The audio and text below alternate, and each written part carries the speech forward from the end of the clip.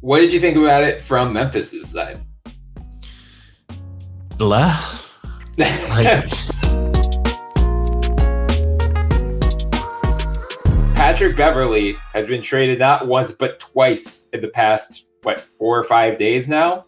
Yeah. The first one was the Clippers trading him, Rajon Rondo, and Daniel Oturu to the Memphis Grizzlies for Eric Bledsoe, reuniting Bledsoe in Clipperland. What did you think of that trade for both sides? well, I mean, I know that the Clippers did it also to save some money long term, which makes sense because why not save some money if Kawhi is out for the full year? That just is logical to me.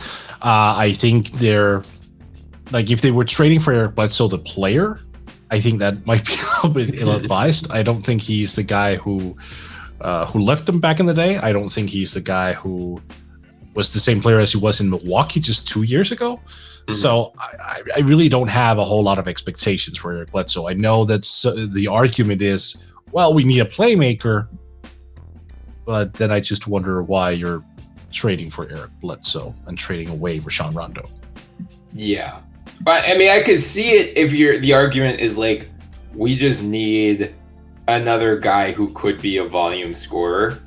I know he struggled last year in New Orleans, but in Milwaukee, he was still pretty effective in terms of his efficiency. Like, he's not going to be a high volume 3-point shooter, but he averaged somewhere around 15 points, 5.5 assists, 4.5 rebounds per game. So in limited minutes. Yeah. So if Kawhi is likely to miss most, if not all, of next season. So a lot of the scoring burden is going to fall on Paul George, Reggie Jackson, Marcus Morris. Like, the jump between those top two and number three, like Nick Batum's going to have to take on more. I can understand feeling a little skittish about that if I'm the Clippers. And, does Bledsoe increase their championship upside? No, I think we've seen enough of Eric Bledsoe in the playoffs to know that. But, does he at least keep them afloat in the regular season to the point that, maybe he gets them into a top 6 seed and Kawhi comes back, in March or April and they suddenly have a full strength team heading into the playoffs? I think that's where it becomes a little bit more interesting. Yeah. What did you think about it from Memphis's side? Blah.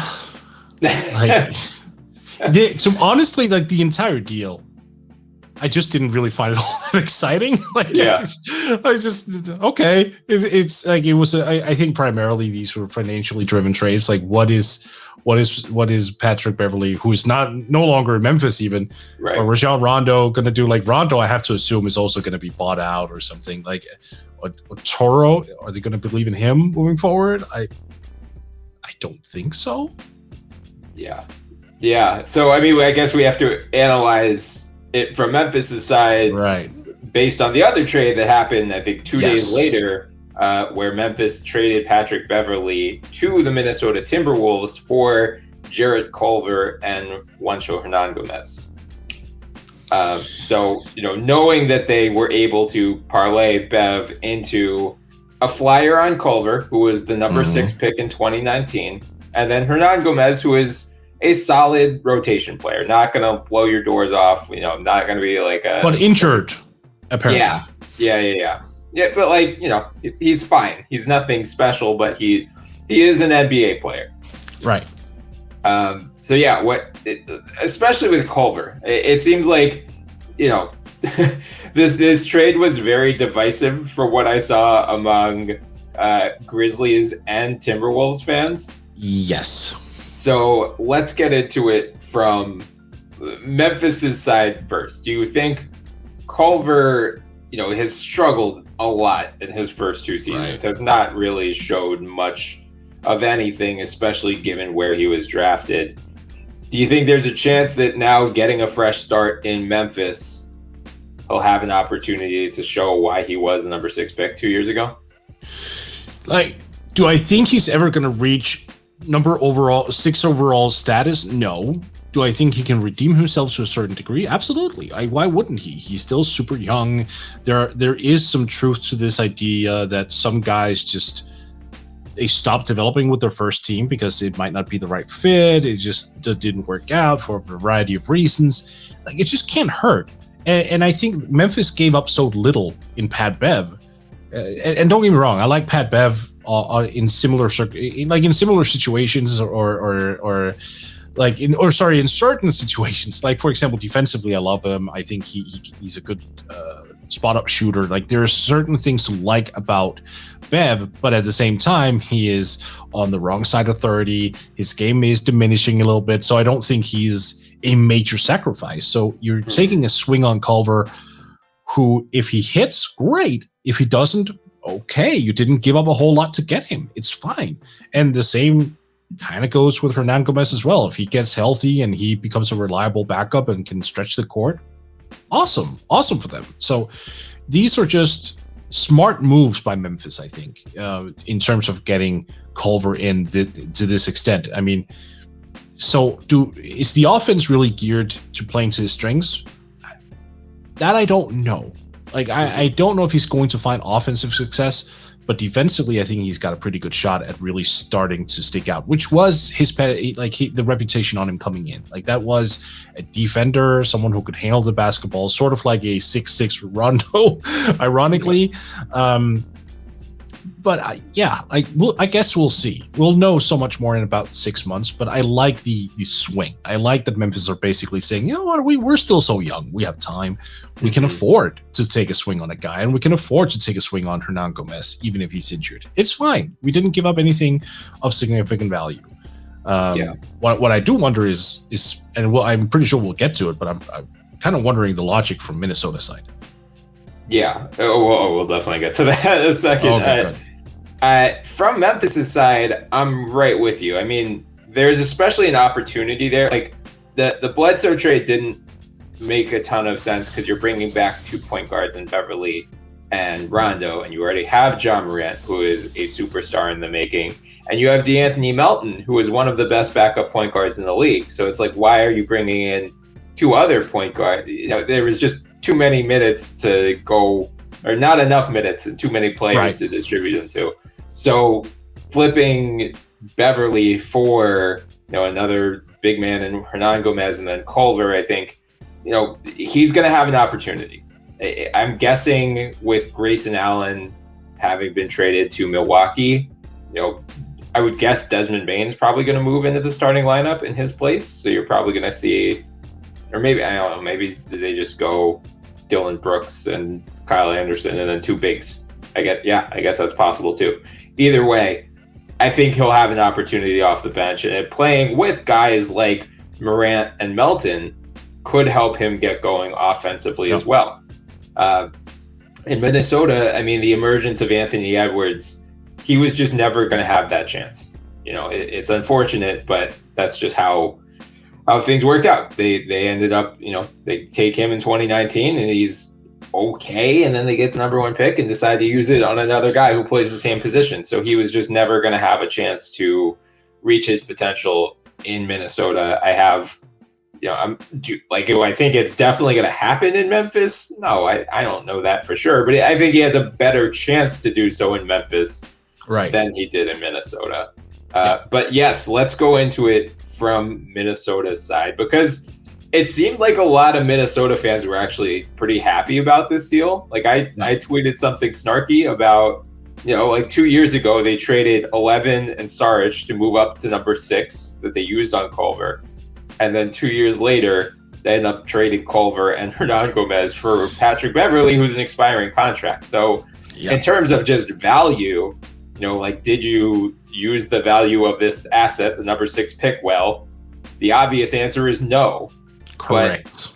But you could also argue, at least he didn't double down on the mistake and, realize, like, Culver is going to be buried. We're not going to get much out of him these next 2 years, and then we're going to have to deal with him as a restricted free agent. So maybe we bring in Pat Bev as this, culture setter, culture changer, like defensive, gritty, what they hoped Jimmy Butler was going to be before things went very south with Jimmy Butler. So which side of that do you fall on? Well, so honestly, I didn't have a problem with them moving Culver. That's not my issue. I understand the logic. And look, a couple months ago, or I think it might even have been last month, I wrote a piece on Forbes basically arguing against restricted free agency. Like, if you can avoid it, avoid it. Mm-hmm. Especially for guys who are all over the place like Culver. So I don't have a problem with that. It's getting back Patrick Beverley on a team that's like, they were always crowded in the backcourt. Like, they moved Ricky Rubio to Cleveland, and now you're filling that slot, even though you didn't really need to. I think unless there's another move lined up, I just don't get. And yeah, I know you're nodding your head right there. It could be a Ben Simmons move, maybe. We'll see. But I just don't understand like the logic in compiling so many guards. This team, it feels like that they have had a roster imbalance for 3 seasons, if not more. Yeah. Like, it's just they've been so heavy on the perimeter, and then they've had Towns and virtually nothing else up front. And I don't see the logic here. But again, if there is a follow-up move, then I'll reserve judgment until we see how things shake out. But right now, if they go into the season with this team, I just don't see what that does for them. Yeah, I mean, I agree. There is a backcourt glut still. Like, you have D'Angelo Russell and Edwards as your starting backcourt, and now Pat Bev and Malik Beasley are presumably the guys coming off the bench. So at least, you don't have Rubio there, you don't have Culver there anymore. So you could distribute minutes between those 4 guys. Is Beverley going to be happy with playing only 15 or 20 minutes a game, or do you have to go with, a 3 small lineup where you could feasibly move Edwards or Beasley up to a 3-guard spot? Like, we've seen these 3-guard lineups work before with OKC in particular a couple of years ago. So I think that's probably something we'll see.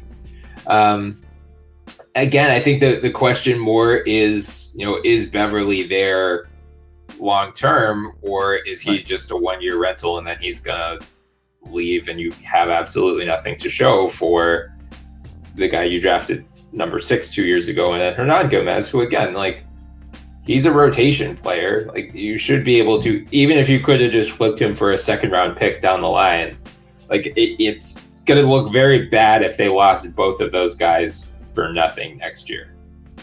Right. So, I mean, they got in Taurean Prince, but I just don't think, like, you could have Prince and Hernan Gomez on the same team. No problem. Yeah. I mean, they're still looking for an answer at the 4 next to Towns. Like, Jaden McDaniels showed some real flashes as a rookie. They have Josh Okogie as well. So between those 2 guys and Taurean Prince, maybe you can piece something together. But Josh Okogie at the 4, he's 6'4". No, like at the 3 or 4. Oh, okay, fair enough. Yeah, because just like as your wings. Yeah. But yeah, I mean, that is still a giant question for them. Like, who do you have? You've got your backcourt set, you have talent set. Who fills those 3-4 spots? Do you have enough depth there? Which, I mean, you brought it up. It does make me wonder if there's another move down the road, because we've heard numerous reports now that Minnesota is still very interested in Ben Simmons. Yeah. It does not sound like Philly is very interested in what Minnesota has to offer, but if you can find, right. But if you can find the 3rd or 4th team to make something happen, that's when it gets interesting. Yeah. So I'm looking over this Timberwolves roster right now. It's bleak. Yeah. It's really bleak. Like, I understand there's the whole Karl-Anthony Towns, D'Angelo Russell friendship factor. That's fine. That's cool. Malik Beasley, like, he's a good shooter. He's athletic. Go along with that. There's Anthony Edwards, high upside. Jaden McDaniels, high upside. Naz Reid, like, fine complementary player and a backup big, even a spot starter. Jalen Noel can play a little bit, but it's not something where I'm like, yeah, let's go into this season locked and loaded, baby. Wolves power forever. Like, no, this looks lottery bound in some capacity, unless Edwards just goes like on a whole other level next year. Which, to be fair, he did He in could. the second half of his rookie year. He could. Yeah. But I mean, yeah. I'm super high on Anthony Edwards moving forward. I think that kid is going to be a star one day, and like he could be the sidekick to Towns. It's really the 3-4 depth for me that gives me concern. But I mean, we've talked already about, you know, the West does not look as strong as it has in past years. So do I think the Timberwolves are definitely going to make the playoffs? No. Could they potentially contend for a play-in spot? Maybe. Like, I don't know. I mean, I don't think the Rockets are drawing dead already. You know, the Thunder are going to try to continue tanking. The Kings are the Kings. So that's 3 teams right there. You know, like the Timberwolves are, I would pencil them in as a non-playoff team, but you never know. Like, injuries will inevitably wipe out someone. The Spurs are probably going to fall out of that mix. So, like, sure, but the New Orleans Pelicans might ascend, though. Yeah. So, like, I think the Timberwolves will be in that, like, 11, 12, 13 conversation. I don't think they're going to be the worst team in the West, but... Oh, that I agree with you. No, for sure. Yeah, but all of these moves feel very lateral. It doesn't feel like they've substantially improved their roster this year, and that's not a great sign for a team that's flirting with the luxury tax and nowhere near actual championship potential.